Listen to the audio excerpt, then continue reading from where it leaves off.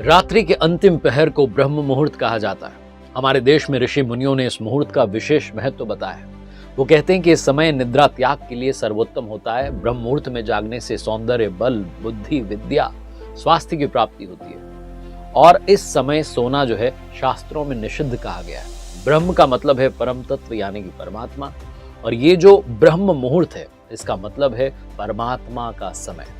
ब्रह्म मुहूर्त में अगर कोई निद्रा ले रहा है तो वो अपने ही पुण्यों का नाश कर रहा है। सिख धर्म में समय के लिए बहुत ही सुंदर नाम है अमृत वेला, जो अपने आप में समय का महत्व बताता है। प्रभु की भक्ति के लिए भी ब्रह्म मुहूर्त को ही सर्वश्रेष्ठ कहा गया है। इस वीडियो में हम बात करेंगे ब्रह्म मुहूर्त में जागने के फायदे क्या हैं, कैसे आप जाग सकते हैं और जागने के बाद क्या आपको करना है और क्या नहीं करना है। हिंदू धर्म में दिन भर में 30 मुहूर्त बताए गए हैं। उनमें से कई सारे मुहूर्त जो हैं शुभ कार्यों के लिए विशेष महत्व वाले होते हैं और उन मुहूर्तों में से सबसे शुभ मुहूर्त है ब्रह्म मुहूर्त। कहा जाता है कि इस दौरान सभी देवता भ्रमण पर निकलते हैं। इस समय में शुभ कार्य करने से वो पूर्ण होते हैं और अगर आप पूजा अर्चना कर रहे हैं, मेडिटेशन कर रहे हैं, भगवान का आपको विशेष आशीर्वाद मिलता है। लर्निंग सीरीज देख रहे हैं आप, सीखोगे नहीं तो जीतोगे कैसे। मैं हूं आपके साथ आरजे कार्तिक। मुझे अपने नाना जी की याद आती है जब ब्रह्म मुहूर्त की बात आती है। वो कहते थे कि हमारा अपना समय होता है।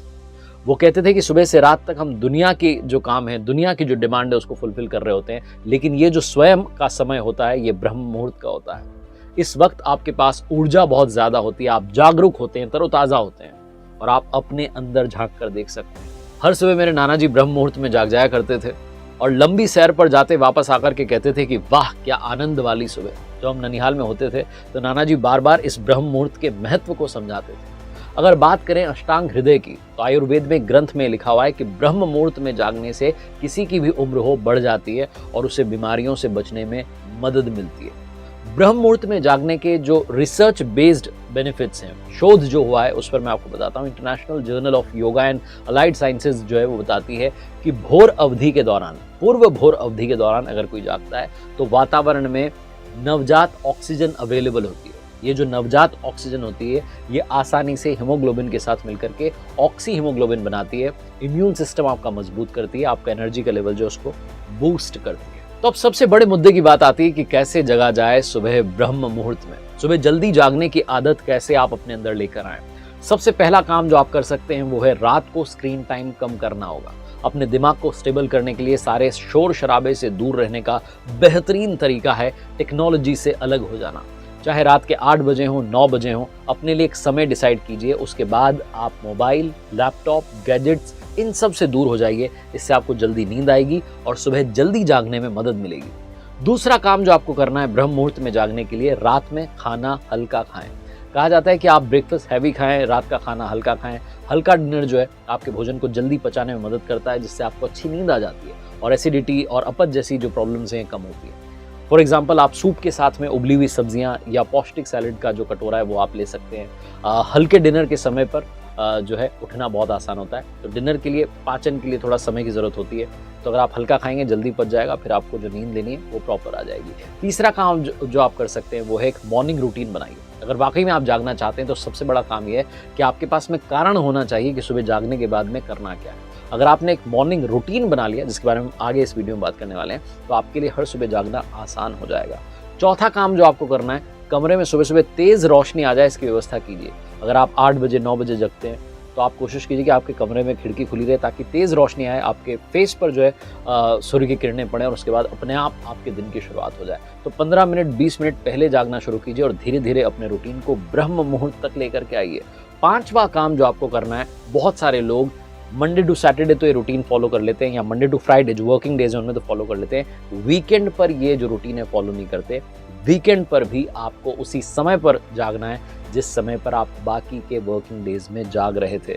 अगर आप ऐसा करेंगे तो आपकी बॉडी को हैबिट हो जाएगी सुबह जल्दी जागने की। अब बात करते हैं कि समय में आप क्या कर सकते हैं। हमारे पूर्वजों को लगा कि ब्रह्म मुहूर्त जो है ये स्वयं को संतुलित करने में मदद करेगा और इसीलिए उन्होंने इसके महत्व के बारे में बहुत विस्तार में हमें बताया। हमारे ग्रंथ हमें सलाह देते हैं कि क्या करना चाहिए ब्रह्म मुहूर्त में। पहला कार्य जो करना चाहिए वो है ध्यान कीजिए, मेडिटेशन कीजिए। ध्यान जो है खुद से मिलने का बेहतरीन तरीका है। जब बाकी की दुनिया सो रही है तो ध्यान करने का बेहतरीन समय यही है जब आपकी सजगता का स्तर सर्वोच्च स्तर पर हो और आप ध्यान में डूब पाएं। दूसरा काम जो आप ब्रह्म मुहूर्त में कर सकते हैं, अष्टांग हृदय कहता है कि आप ब्रह्म मुहूर्त जो है आध्यात्मिक ज्ञान के लिए, ज्ञान का अनुभव करने के लिए सबसे उपयुक्त समय है। तो आप ज्ञान जो है उसका वर्धन कर सकते हैं, आप शास्त्र पढ़ सकते हैं। आप जब अध्ययन करना शुरू करेंगे, स्टडी करना शुरू करेंगे सुबह सुबह, तो मेंटल प्रॉब्लम्स भी कम होने लगेंगी। तीसरा काम जो आप ब्रह्म मुहूर्त में कर सकते हैं, प्लानिंग कीजिए, योजना बनाइए। अगर आप कोई नई शुरुआत करना चाहते हैं तो ये बेहतरीन समय है नया प्लान बनाने के लिए। चौथा काम जो आपको करना है वो है सेल्फ एनालिसिस कीजिए।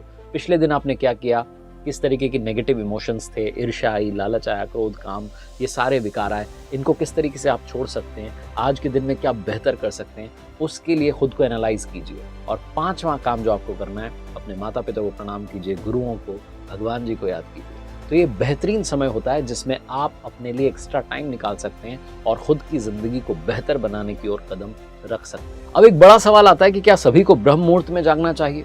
तो अष्टांग हृदय के अनुसार केवल एक स्वस्थ व्यक्ति को ही ब्रह्म मुहूर्त में जागना चाहिए। ग्रंथ में कहा गया है कि इन लोगों को जागने की कोई पाबंदी नहीं, जैसे कि अगर कोई गर्भवती महिला है, बच्चे हैं घर में, वृद्ध लोग जो कि शुरू से इस अवधि में जागे नहीं हैं, तो उन्हें अचानक से ब्रह्म मुहूर्त में जागना नहीं चाहिए।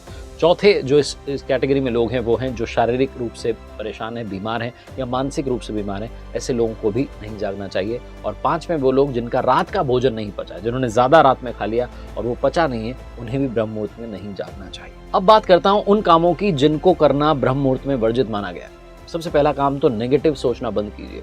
ब्रह्म मुहूर्त में अगर आप नेगेटिव सोचना शुरू करेंगे तो पूरे दिन आप तनाव में घिरे रहेंगे। दूसरी चीज, आपको सुबह सुबह खाना नहीं है। किसी भी व्यक्ति को ब्रह्म मुहूर्त में उठ करके भूल करके भी किसी भी तरीके की खाद्य सामग्री का सेवन नहीं करना चाहिए। तीसरा काम, आपको दुर्व्यवहार नहीं करना है, मिसबिहेव नहीं करना है। कई बार ऐसा होता है कि मैं तो जाग चुका हूँ, मुझे किसी पर गुस्सा आ रहा था, उसको मैसेज कर दिया, उसको कॉल कर दिया सुबह सुबह। इस तरीके की हरकतों से आपको बचना है, वरना और स्ट्रेस आपकी लाइफ में आ जाएगा।